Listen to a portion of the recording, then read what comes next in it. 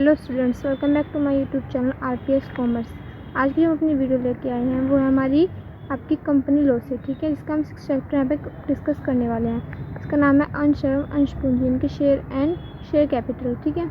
इसमें हम आपको बताएंगे कि अंश के इस चैप्टर में आपको अंश के बारे में क्या क्या पढ़ाया जाएगा।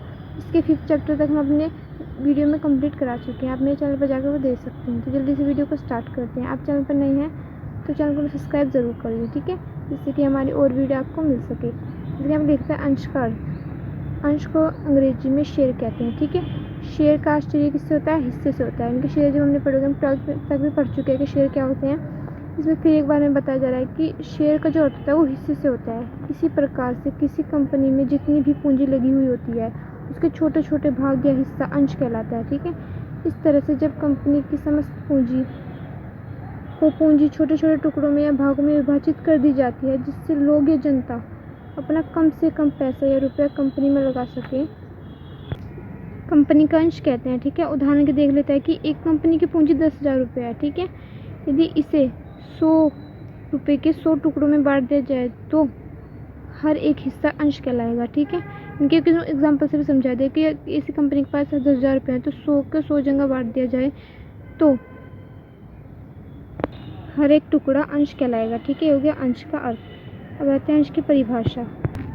तो परिभाषा में ये कह रहा है कि अंश का आश्चर्य कंपनी की अंश पूंजी के एक भाग से है और उसके स्टॉक को भी, ठीक है, सम्मिलित किया जाता है। उसमें स्टॉक को भी सम्मिलित किया। ये कंपनी अधिनियम की 202 की 84वीं की धारणा है, ठीक है, जिसमें आपको कंपनी की परिभाषा बताई गई है। अब यहाँ पे आ जाती है स्पष्टीकरण। अब हमारे यहाँ पे आता है स्पष्टीकरण। स्पष्टीकरण में कह रहा है कि उपयुक्त से स्पष्ट है कि अंश कंपनी की अंश पूंजी का एक छोटा से छोटा भाग है, ठीक है। अंश लेने वालों को कंपनी में अधिकार के साथ साथ उत्तरदायित्व भी प्राप्त होता है। जो अंश लेने वाली कंपनी होती है उन्हें अधिकार के साथ साथ उत्तरदायित्व प्राप्त होता है, ठीक है। अब यहाँ पे अगला कह रहा है कि अब यहाँ आगे अंशों के प्रकार। अंशों कितने प्रकार के, जैसे हमने पिछली बार हमने अब 12th में पढ़ चुके होंगे। अंश जो यहाँ पे 2 प्रकार के होते हैं, समतांश होते हैं, ठीक है, तथा पूर्वाधिकारी अंश। जो समतांश होते हैं वो एक ही प्रकार के होते हैं, ठीक है, जबकि जो पूर्वाधिकारी अंश होते हैं वो हमारे 9 प्रकार के होते हैं, ठीक है। इनके 9 भागों में विभाजित किया जा सकता है। अब देखो यहाँ पे अधिकार अंशों के प्रकार डिटेल में आपको बता दूँ। मध्याधिकार सहित और एक होता है विभागात्मक अधिकार सहित, ठीक है।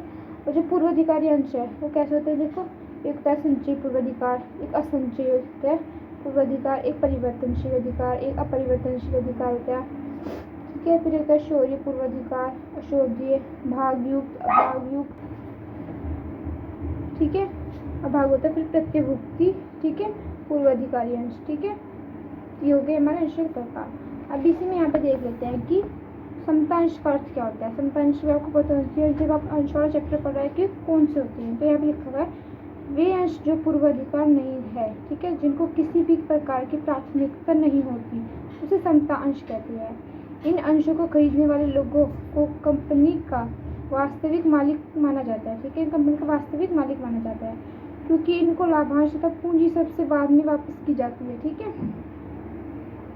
क्योंकि चीज़ से बाद में वापसी की जाएगी। अस्पष्ट है कि वे अंश जिन पर कोई भी प्राथमिकता ना हो और कंपनी के समापन पर लाभांश और पूंजी सबसे बाद में दिया जाए, क्योंकि जब कंपनी समाप्त हो जाएगी तो जो भी लाभ या हानि लाभ जब दिया जाएगा सबसे एंड में दिया जाएगा, ठीक है।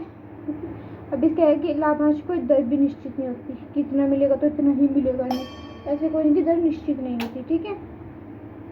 क्या है कि इन अंशों के धारक को कंपनी को समाओं में मताधिकार, कंपनी की सीमा होती है, मताधिकार या वोट देने का अधिकार भी नहीं होता, ठीक है। फिर आ जाता है ना पूर्वाधिकारी अंश। कौन से होता है? दूसरा हमारा सेकंड है कि वे अंश जिन पर लाभांश की दर पहले से ही निश्चित होती है, इन पर तो निश्चित नहीं होती और उन पर निश्चित होती है ना, और लाभांश देने से पहले जिन अंश के धारकों को भुगतान मिले तथा कंपनी के समापन दर पर पूंजी सबको पहले ऐसे अंशों को पूर्वाधिकार अंश कहते हैं। इनकी कंपनी जो समाप्त होती है उन सबसे पहले इन अंशों को, इनकी जितनी भी इनकी निश्चित होती है कि इतना इन्हें मिल नहीं है तो उतना मिलता है, ठीक है। इनकी निश्चित होती है कि भाई अगर इन्हें लॉस हो कंपनी को या कंपनी को प्रॉफिट हो 50% तो इन्हें मिलेगा, ठीक है। यहाँ पे आता है कि अंत पूर्वाधिकार अंश वे अंश होते हैं जिनको पूंजी तथा लाभांश की प्राथमिकता होती है।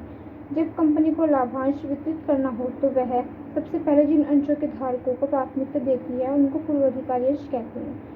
अंशों को कंपनी में मीटिंग सभा में भाग लेने का अधिकार नहीं होता, उन्हें होता है, इन्हें नहीं होता, ठीक है। पर यह कंपनी के वास्तविक मालिक भी नहीं होते।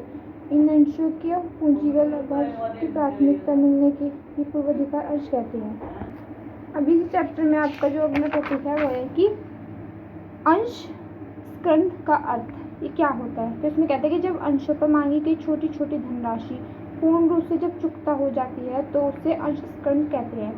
अंश साधारण शब्दों में कहे जाए तो इसका आश्चर्य छोटी छोटी धनराशि को पूर्ण चुकता अंशों स्कंध कहते हैं कि जब छोटी छोटी धनराशि पूर्ण चुकता हो जाए तो उन अंशों को अंश स्कंध कहते हैं। कभी भी कंपनी मूल रूप से स्कंध का निर्गमन नहीं कर सकती। ठीक है, अंत स्पष्ट है कि चुकता अंशों की सम्मिलित राशि को ही अंश स्कंध कहते हैं। ठीक है, अब अंशों के प्रकार कितने होते हैं। एक होता है समता अंश पूंजी, एक पूर्वाधिकारी अंश पूंजी होते हैं। ठीक है, अब यहाँ पे कुछ और लिखा है कि अंशों के प्रकार हो गया। आपको दो प्रकार लिखा है। कंपनी में अंश पूंजी को प्रमुख रूप से दो भागों में व्यक्त किया जा सकता है। समता अंश पूंजी होगी, एक होगा पूर्वाधिकारी अंश पूंजी।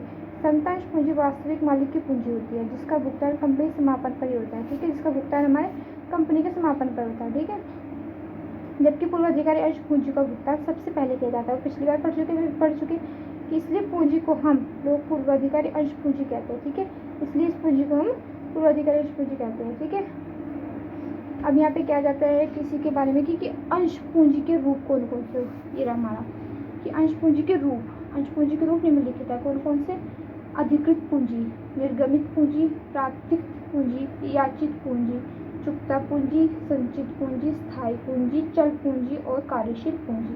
ये हो गए हमारे अंश पूंजी के रूप। ठीक है, तो आई होप आपको अच्छे से समझ में आएगा आपके चैप्टर में क्या क्या आपको तैयार करना है। अगर वीडियो अच्छी लगे तो वीडियो को लाइक शेयर कमेंट करना ना भूलें और जल्दी से चैनल को सब्सक्राइब भी कर दें और ये सभी वीडियो अपने फ्रेंड्स में शेयर भी कर दें।